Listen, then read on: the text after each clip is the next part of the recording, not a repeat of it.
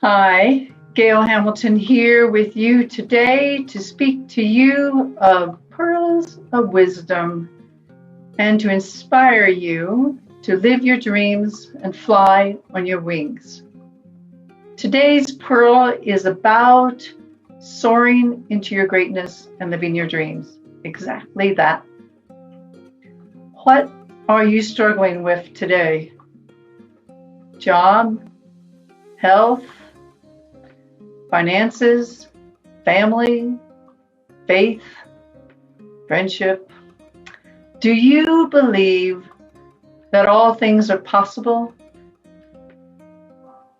I believe that my desire to fly must be bigger than my fear of falling.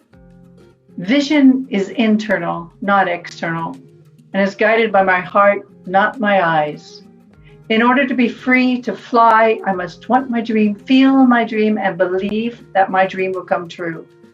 Most importantly, I must live my dream. I'm the creator of my destiny, the composer of my symphony, and I choose to live a life of greatness. What about you?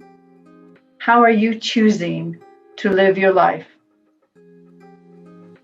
Have you ever been told you couldn't do something because of the color of your skin, hair, eyes, the language you spoke, the education you had, or any other supposed limitation?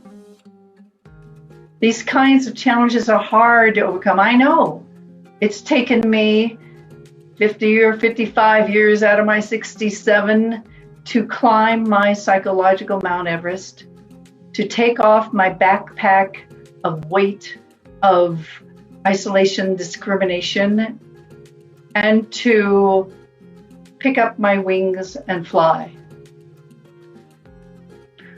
I was born in Indianapolis, Indiana in 1953. I was 2.5 months premature. I weighed 2 pounds. They could fit me and my twin brother in my father's shoebox together. 6 months after our birth, my parents found out that I was blind due to 100% pure oxygen put into the incubator. They were devastated. They did not know how to handle a child with a disability. They discounted, devalued, ignored, isolated, abandoned, and abused me emotionally, physically, and sexually. It was my grandma Nora, with a 6th grade education.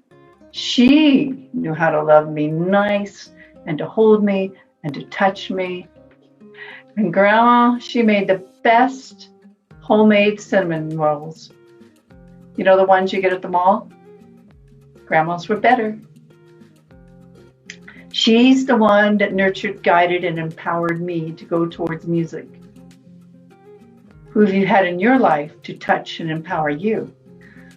I went and got a master's degree in music after my bachelor's in vocal performance. And I performed in 2 operas. I was Mimi in La Boheme, and I was Violetta in La Traviata.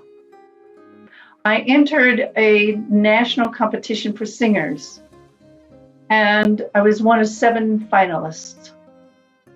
And the judge, after I sang some of my selections, said on my critique sheet, "How do you expect to have a career in singing when you're blind?" And I was disqualified. I went to get a doctorate in music at the University of Colorado.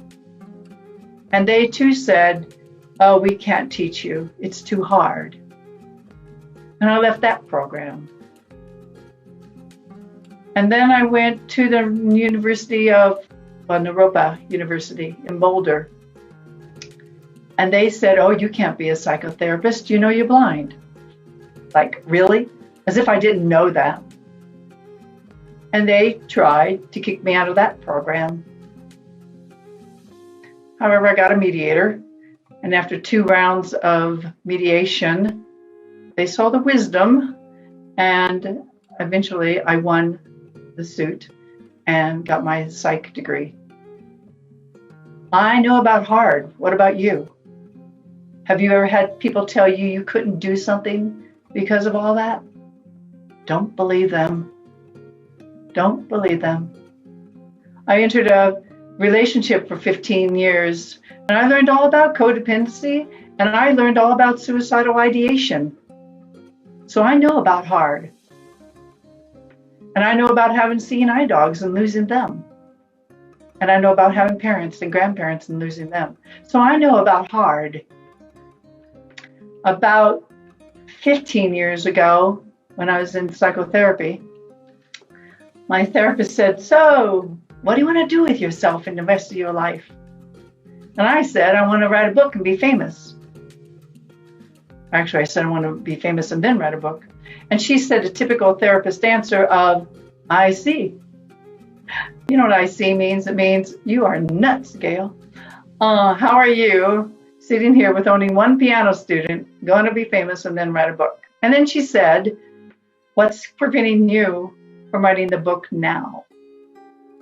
And then, have you ever done this? Like, come up with all the excuses in the world, like, "I don't know how," and "Oh, I need to take a writing class," or "Maybe I need to learn how to edit," or whatever excuses I could come up with. And then she said, again, "I see. And what's preventing me from doing it now?" And after coming up with all my other excuses, I really didn't have any more. And so I started writing.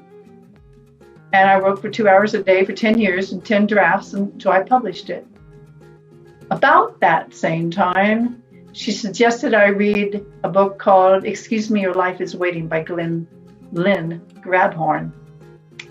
And that's where I learned about what's in between the 6 inches between your ears is what matters. It's your thoughts that create your destiny. And that's where Lynn says you have to want your dream, feel your dream, believe your dream. And I say you have to live your dream. So I always say you can read 2 books. You can read Lynn's, and then you can turn around and read mine, because I know you can buy 2. And so after I learned that what I thinketh, so I createth, my life started changing, because I started changing my thoughts. And my thoughts went from the victim to the creator. Maybe that will be next week's topic, from victim to creator. And once that happened, I applied for and obtained my Habitat for Humanity house, former Habitat house, which was awesome. They let me do everything from hammer studs and the subfloor to the walls to the roof. But they wouldn't let me do electrical plumbing. I don't know why. Something about little red and blue wires. So they wouldn't let me do that. But I did build it, and I did live there for 10 years. And I did publish my book. And I did become Miss Colorado Senior America 2013 Queen, and 4th in the country. So I know that dreams do come true. What about you? What are you choosing to do with your life? Are you choosing to be the victim or the creator? And I challenge you today that you can drop that weight, that backpack, and you can pick up your wings and soar into your greatness. You can be unstoppable, unforgettable, and unbelievable, because you have the power to create the choice in your life to do what it is that your dream is. So go out and create your destiny and go live a life of greatness.